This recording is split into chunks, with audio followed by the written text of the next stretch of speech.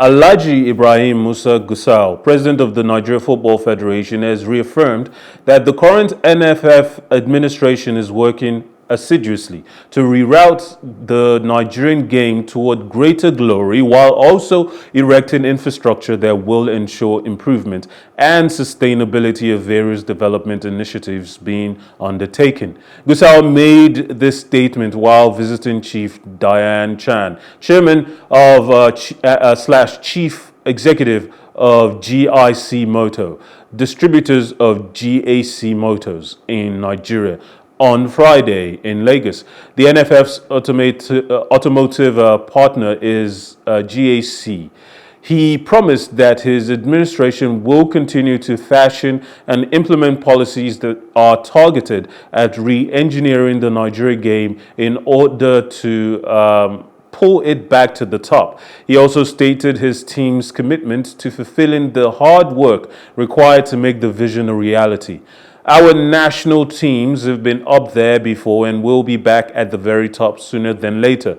This year, the Super Eagles, Super Falcons, Olympic Eagles, Flying Eagles, and Golden Eaglets have major tournaments at hand, and we are focused on preparing the teams adequately to get good results from their various engagements and tournaments, he said in his statement.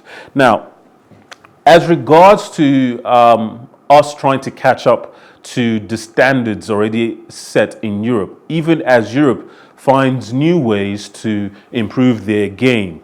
Obviously, there are a lot of levers that have been made available for clubs to find ways to make revenue and to afford to make the kinds of transfers that they do.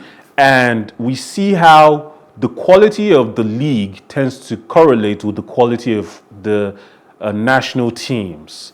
What would you say about how far the Nigerian league itself still has to go in order to establish these levers for financial and revenue growth? Well, I think there are two important issues with the Nigerian league that I have over the years been very particular about. First and foremost, it is the issue of contractual stability. I do not see a possibility of growth for a league where every year clubs have extremely irresponsible level of turnovers of players and getting as many as possibly 13 players in every year and let go of quite a number of other players. Now, the way the league is set up and the way contracts are signed, the way those deals are made, it does not point to the possibility of sustainability for the league anytime soon. I think a lot has to be done, a lot of conscious efforts have to be made to ensure that players are secure under contracts with clubs, and clubs are ready to commit to the terms of contracts with players. Now, outside of that, I also think, and this is a point that has been canvassed several times over the years, that our clubs cannot continue to be owned or fully owned or partly owned by the governments. Now, these are the issues that need to be cleared and trashed out before we even start having the conversation about sustainability of the league. Okay, I believe for one that our leagues will thrive once again, as probably they did in the 70s and in the years when they did thrive, if fans have a story to get behind. One of the most crucial things about getting our league back running properly is getting fans into stadiums, into stadia, getting fans excited about the league, following the league, and the fans, whether we like it or not, in the modern game, are consumers. And if you do not have the consumers behind you, then there is no way you're going, really.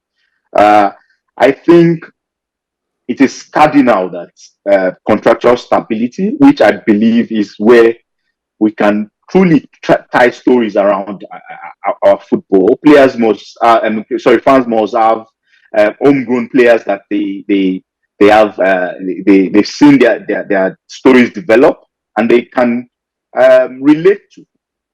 And to do that, you have to ensure that these clubs are running properly in a manner where they are sustainable. All right, thank you, Taya. It's Temitaya. Thank you so much. Your expertise and insight has been invaluable. Thank you for joining us on the show. Now, I do have with me Gbenga Gboyega on the line, and I still want to pick up from this second story. Gbenga, Hi, good afternoon. good. Good morning, sorry. Can you hear me? Good morning, Gbenga. Welcome on the show. Now, our previous guest has just spoken about how Nigerians need to be able to follow the growth of the players as individuals in order to fully commit to the league as we used to.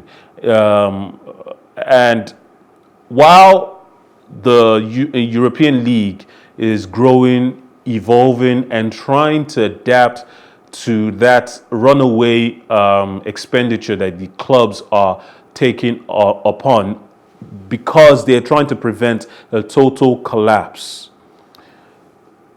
Are we on the other side of the spectrum, on the other end of the spectrum, with not as much financial outlay at our disposal, yet we are having issues with clubs not being able to pay players on time? Are we also in danger of our league collapsing? Well, I've been in for a while. I've listened to Temitayo speak and he gave wealth of information. But one thing I would say is contractual issues, clubs being unable to retain players, ambiguous signing in and signing out of players is not related or exclusive to the NPFL alone. In fact, the most famous example is Nottingham Forest in the English League. They literally bought an entire squad, right? True. And because the previous season in the championship, they let go of almost an entire squad. Someone came in on loan. So it's not really exclusive to the NPFL. However, what seems to sustain these clubs in the European system is because they have a product that sells. True. So regardless of players that go in and come out, there is still something they gain from, like the TV rights, broadcasting rights that related to the EPL, other levels that they are able to put. Some clubs even have owners that are well-to-do, that are wealthy, that have net worths that are more than the club as a whole, that continue to fund this club. Chelsea as a football club relied on the revenue from Roman Abramovich for over almost 20 years, right? It was cumulated to about 1.5 billion when he was about to sell the club. So it's all down to the product. It's not exclusive to NPFL that we're having contractual issues. It's just that there is no product that sells. So first of all, these players don't want to stay where they don't earn much. You can count on your fingers the amount of players that earn over ₦1 million a month. I mean, just one or two. So it's down to the product of the NPFL. It's not a viable product yet. So the contractual issues will continue to blow up as the major issues, just because the underlying factors are not present. All right, now Gbenga, to our last story of the show.